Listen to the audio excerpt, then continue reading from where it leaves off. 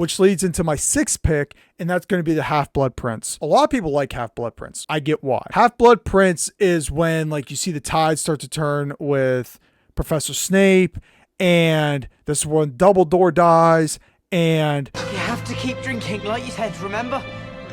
Voldemort is really taking over things, and it's just all falling apart before we get into the Deathly Hallows series. Half-Blood Prince is essentially a big step before you get to that, right? Again, Professor Snape starts to kind of take over. Dumbledore dies. Matter of fact, Professor Snape and Malfoy kind of like set this whole thing up where Dumbledore dies.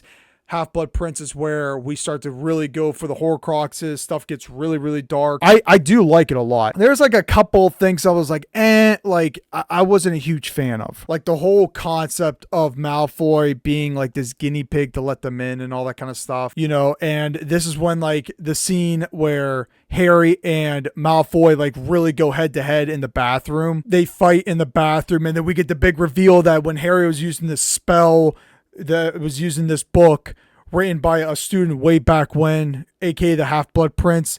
He has some of this dark magic, some of this magic that's never been known, and it's like super secretive. Spoiler alert, big reveal, Snape is the Half-Blood Prince. I'm the Half-Blood Prince.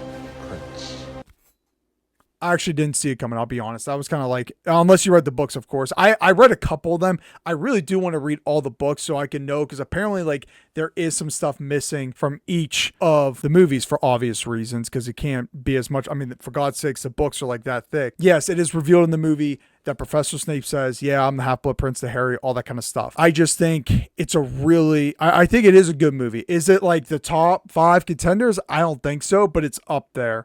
And that's why I have it at spot number 6, because I at least think it's better than the filler Order of the Phoenix and the filler Deathly Hallows Part 1. That's just my opinion, though.